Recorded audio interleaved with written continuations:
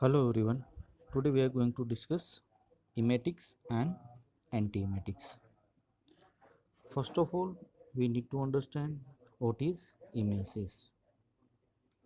See, emesis, or we can call it as a vomiting. Generally, vomiting occurs due to the stimulation of the emetic, or we can call vomiting center, which is situated on the medulla oblongata. And here, always emesis could be a kind of protective mechanism which generally serves to eliminate the harmful substances which are present in stomach and the duodenum. It occurs due to the stimulation of the emetic center situated into the medulla oblongata. Here there are multiple pathways are involved in the mechanism of vomiting.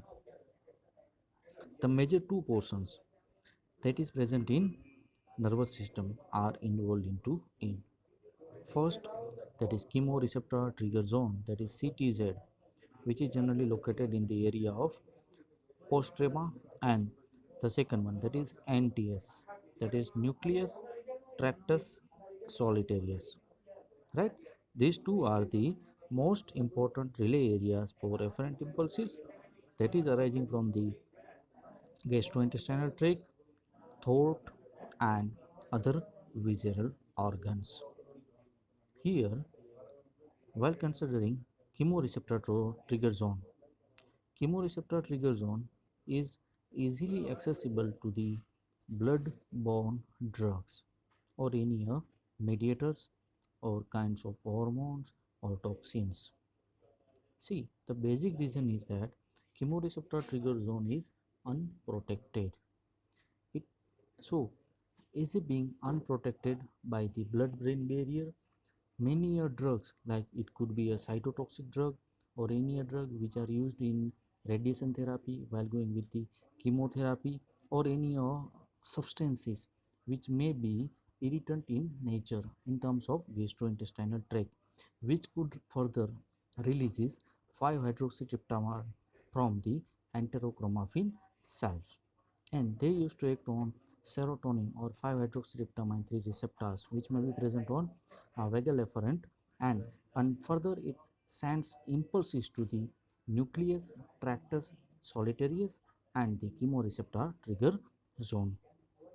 Here it is easily accessible to the certain drugs, mediators, hormones, and the toxins. Here the 5-hydroxytryptamine will be released in the large quantity, and further it will be spilled on into the circulation, and it may reach to the chemoreceptor trigger zone. Even it is from released, that is from platelets by certain inflammatory mediators.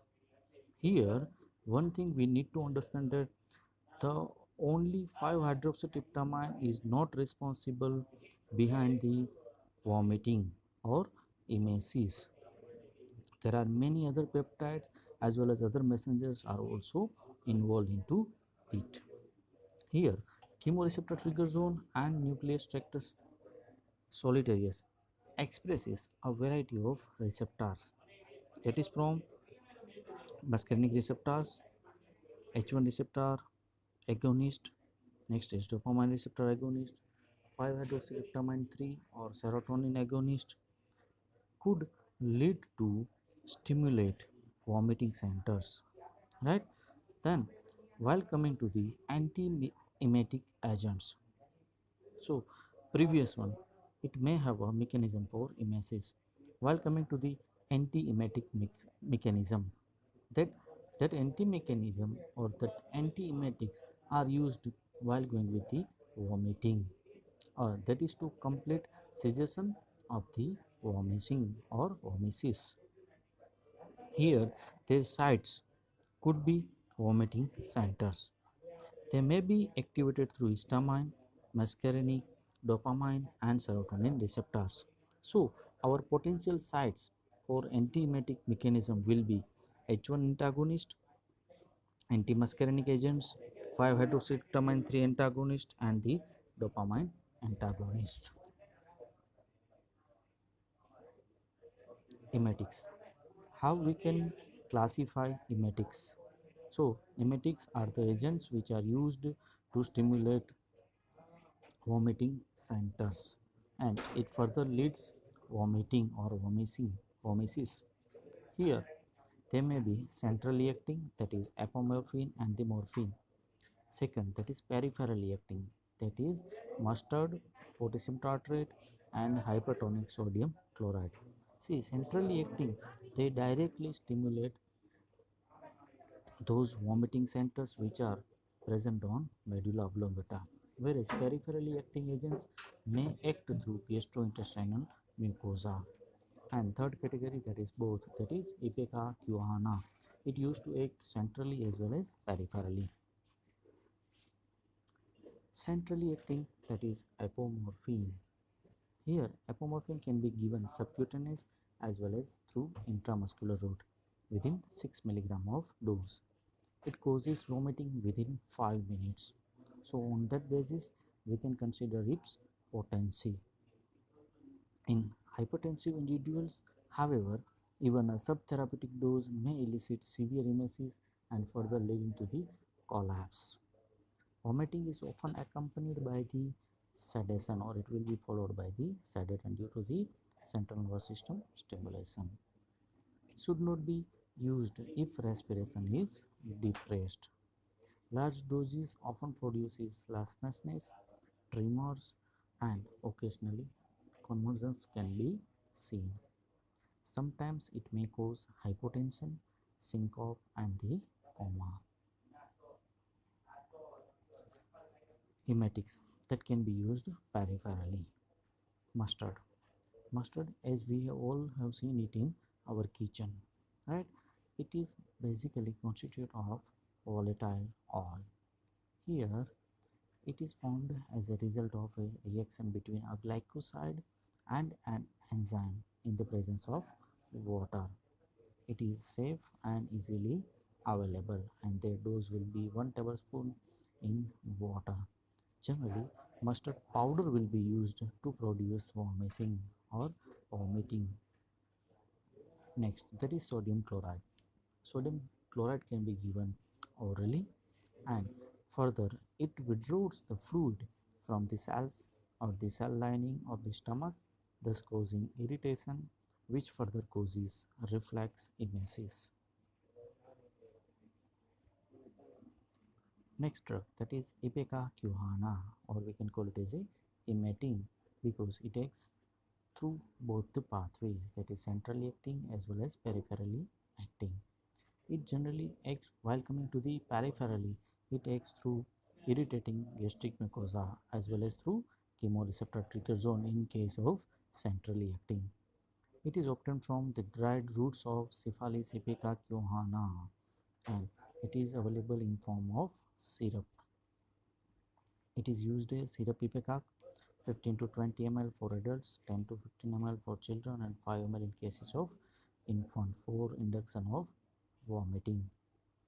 Generally, it takes 15 minutes or more for the effect.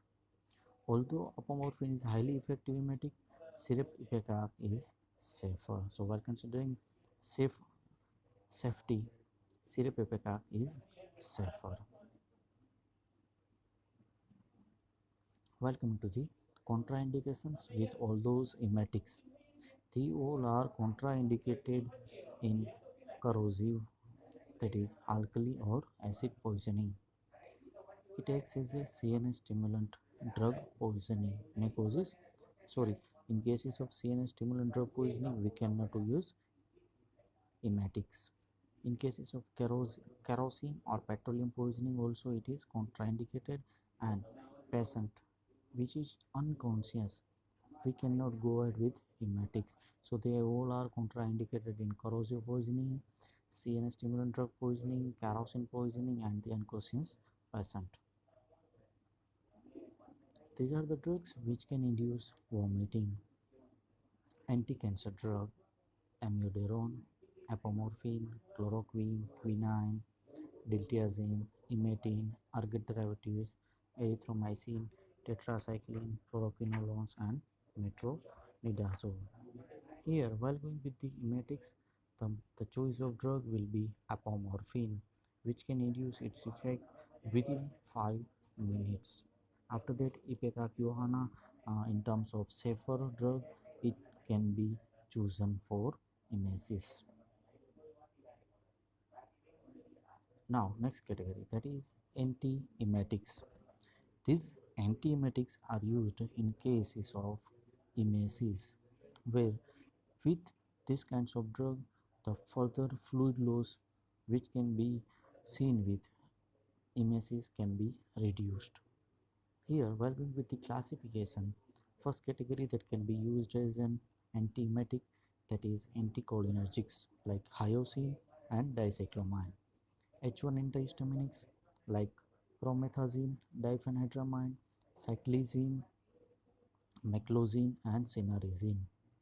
Neuroleptics like chlorpromazine, prochlorperazine, haloperidol, etc. In cases of prokinetic drug, we can go ahead with the metoclopramide, domperidone, cisapride, and the mosapride. Fifth category, that is 5-hydroxytryptamine 3 antagonists, are ondansetron, granisetron, and dolasetron. Whereas in certain adjuvant antiemetics, they are corticosteroids, benzodiazepines, and cannabinoids. First category, that is anticholinergics. In that, the drug is used, that is hyoscine. It is most effective for motion sickness. See, in cases of motion sickness, hyoscine will be preferred in 0.2 to 0.4 milligram orally or intramuscular route. They may have a brief duration of action, that is short duration of action, and it may produce sedation, like as well as certain other anticholinergic side effects can be seen, that is dryness of mouth that can be seen with atropine. Here, it can be suitable for the short brisk journeys, right? When person know that he or she may have a motion sickness, and in that case is they need to go ahead with the journey, then for those short journeys it can be prescribed. Here, even it is available in forms of transdermal page, that is of 1.5 milligram, and it can be applied behind the pinna of the ear. It can be delivered over 3 days and suppresses the motion sickness while producing only mild side effects. Second drug, that is dicyclomine. It can be used in forms of 10 to 20 milligram orally. It is used for prophylaxis of motion sickness and for morning sickness. It has been cleared all their teratogenic potential, so it is safer to prescribe. Next category, that is H1 antihistaminics. Here, while going with the antiemetics, we may have a 5 major categories with plus one, that is adjuvants, right? So this is second category, that is H1 antihistaminics. There are certain antihistaminic agents that can be used as an antiemetic, and they are mainly used in cases of motion sickness and lesser extent into the cases of morning sickness and post-operative surgeries and some other forms of vomiting. Here, their antiemetic actions, that is H1 antihistaminic, may have or they appear to be based on the anticholinergic antihistaminics and their sedative properties.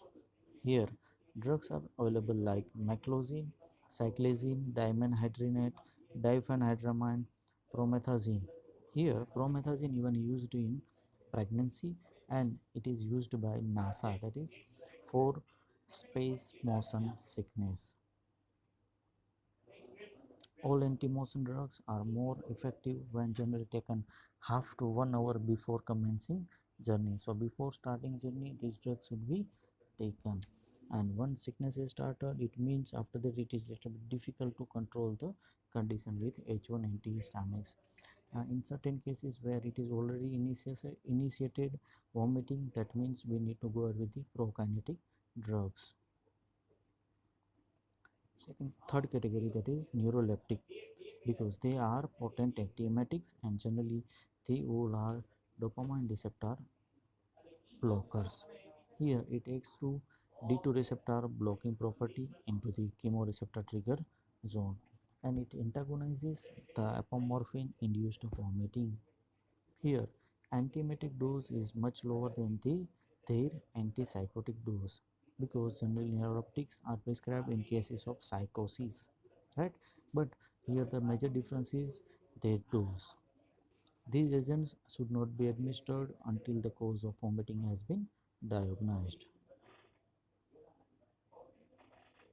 They all are broad spectrum antiemetics and effective in drug induced and post anesthetic nausea and vomiting. As all of you may be aware about that drug induced vomiting, because in many cases where drug can be used for a longer term of duration in certain chronic cases where those drugs could be the reason behind vomiting. So drug induced vomiting can be treated with neuroleptics in certain cases of post anesthetic nausea where patient will be given anesthesia or minor or the major surgery. In that cases, after that, that is post anesthetic nausea can be found and it can be easily treated with the neuroleptics or D2 receptor blockers. Any disease induced vomiting can be treated with the neuroleptics. Even chemotherapy induced vomiting can be treated with the neuroleptics. Example is prochlorperazine. Next category and the most important one, that is prokinetic drugs. See, these prokinetic drugs basically promotes the gastrointestinal transit and it increases, that is the speed of gastric emptying by enhancing coordinated propulsive motility. Here, in case of prokinetic drug, their major effects can be seen on the gastric motility.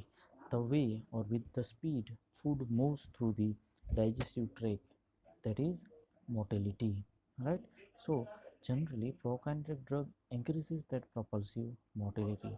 Obviously, there are certain disadvantages with prokinetic drug because it even interferes with the absorption of other drugs as well as certain nutrients which are present in food. It should be completely absorbed, but with the effects of prokinetic drug, the absorption of that food material may be delayed. This excludes traditional cholinomimetics and anticholinergics, which produces the tonic and largely uncoordinated contractions. And the drugs are available like metoclopramide, domperidone, and the cisapride. Here, while coming to the mechanism of action of prokinetic drugs, they are potent antagonist of D2 antagonism, 5-hydroxytryptamine 4 agonism, and 5-hydroxytryptamine 3 antagonism. Remember, D2 and 5-hydroxytryptamine 3 antagonism can be seen, as well as 5-hydroxytryptamine 4 agonism can be seen. Here, as you can see in diagram, it inhibits the effects of D2 receptor and the 5-hydroxytryptamine 3. In cases of 5-hydroxytryptamine 4, where cisapride and metopride or metoclopramide may act as a agonist, leading to the further inhibition of acetylcholine. So, in cases of 5-hydroxytryptamine 3 and the D2 receptor, where domperidone, cisapride, and metoclopramide acts and causing to further inhibition of vomiting. While coming to the D2 antagonism, metoclopramide blocks D2 receptor and increases hazening, gastric emptying, and it enhances the lower esophageal sphincter tone by augmenting acetylcholine releases. Here, lower esophageal sphincter will be present at the end of the stomach. After that, there will be a duodenum. So, generally, food moves through the lower esophageal sphincter. Due to the gastric emptying or hastening of that gastric emptying may lead to open lower esophageal sphincter earlier, and it further passes the food from the stomach to the duodenum, that is the part of small intestine. 5-hydroxytryptamine 4 agonism. Here, metoclopramide acts into the gastrointestinal tract to enhance the acetylcholine release, that is from the myoenteric motor neurons. This results from the 5-hydroxytryptamine 4 receptor activation on the primary efferent neurons of the, and it could lead in turn activate the excitatory interneurons. 5-hydroxytryptamine 3 antagonism. At higher concentrations, metoclopramide can block 5-hydroxytryptamine 3 or serotonin receptors, which is present on inhibitory myenteric interneurons and into the NTS as well as the CTZ, that is nucleus tractus solitarius and chemoreceptor trigger zone. Metoclopramide. Earlier in 1970s, metoclopramide was named as gastric herring agent, and nowadays they are widely used as an antiemetic.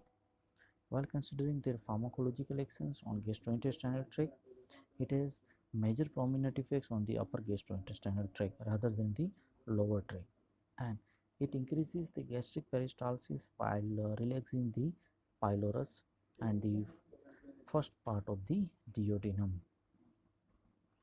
This could speed up the gastric emptying, especially in the cases of where exhale rate is slow and lower esophageal tone is increased and gastroesophageal reflux is opposed. So here even GERD can be treated, because in cases of GERD, food may be present inside the stomach for a longer duration, and with the help of metoclopramide, stomach can be easily uh, that specific propulsed for the further movement of the food. It also increases the intestinal peristalsis to some extent, but has no significant actions on colonic mortality and on the the gastric secretions.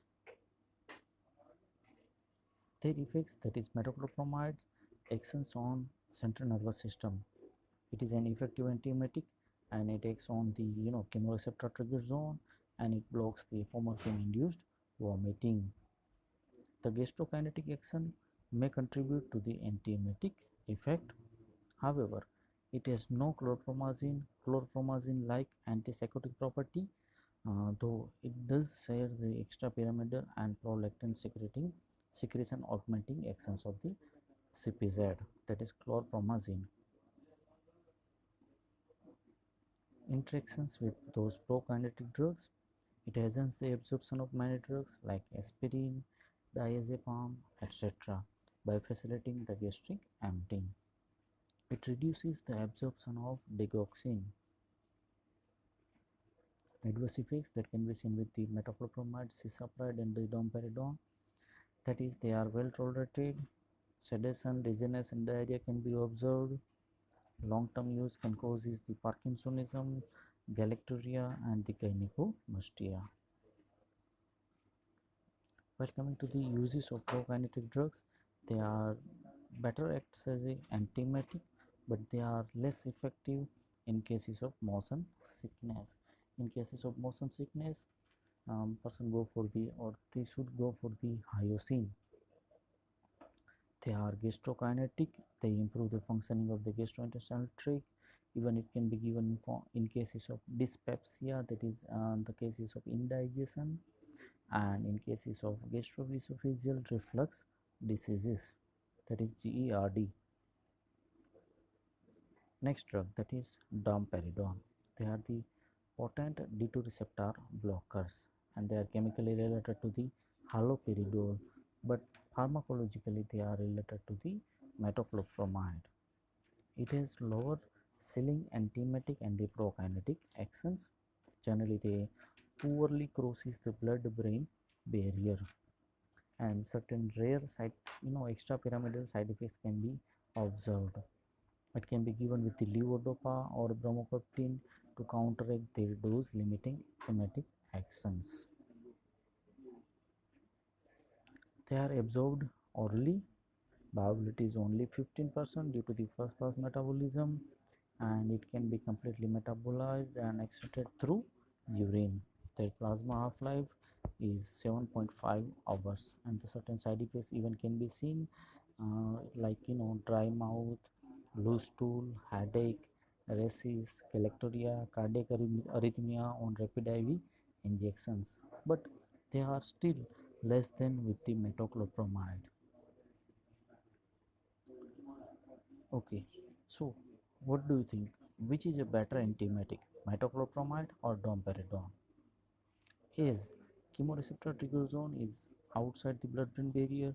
Both have antiemetic effects, but as metoclopramide can cross blood-brain barrier, it has extra adverse effects. Like certain extrapyramidal side effects can be seen with the metoclopramide administration, whereas in the cases of domperidone, it is well absorbed. So here we can overcome the central nervous system side effects with the help of domperidone. Next drug, that is cisapride. Cisapride is a prokinetic drug with little antiemetic property because it generally lacks the D2 receptor, that is dopamine receptor antagonism. Here gastric emptying can be accelerated and lower esophageal sphincter tone can be improved. It is devoid of the actions on chemoreceptor trigger zone, right? They won't act on CTZ and it does not produce extrapyramidal symptoms.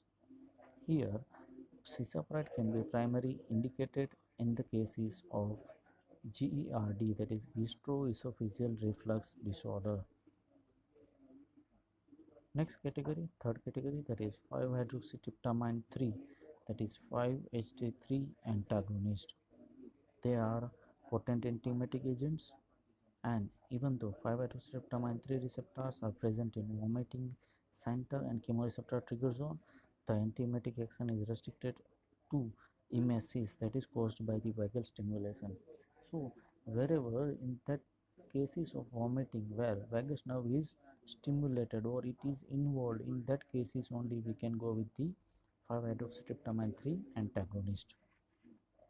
Here it will have a high first pass metabolism and can be excreted by liver in the kidney. Here no dose reduction in renal insufficiency, but it can be needed in hepatic insufficiency, right? Because here it undergoes first pass metabolism. It can be given once or twice daily, orally or intravenously.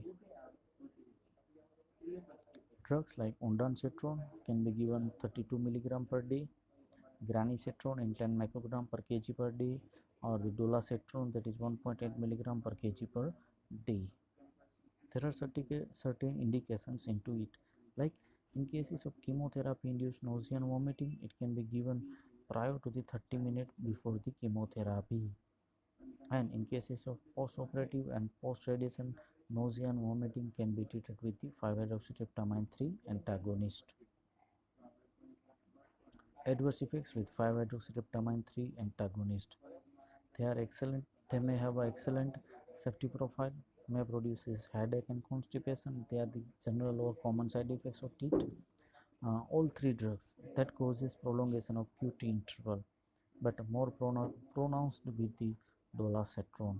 So we can consider like it is contraindicated in cardiovascular disorders or patients suffering from the cardiac disorders cannot be given with the or prescribed with the 5-hydroxytryptamine 3 antagonist. Certain adjuvant antiemetics that can be given in to treatment of emesis.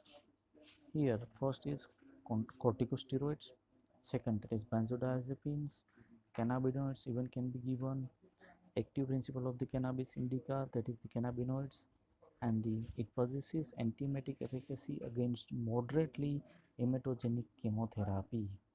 Other drug can be given, that is dronabinol. It is used as adjuvant in chemotherapy, induced vomiting, and in cases of it is a psychoactive substance, nabilon, that is chemotherapy induced nausea and vomiting and used under close observation with certain neurological adverse effects. So this is all about antiemetics and the emetics. So today what we have discussed emetics and the antiemetics with their pathophysiology, classification of drugs that can be used to cause emesis, as well as in cases of antiemetics. I have just given brief idea about the emetics and the antiemetics. Thank you very much.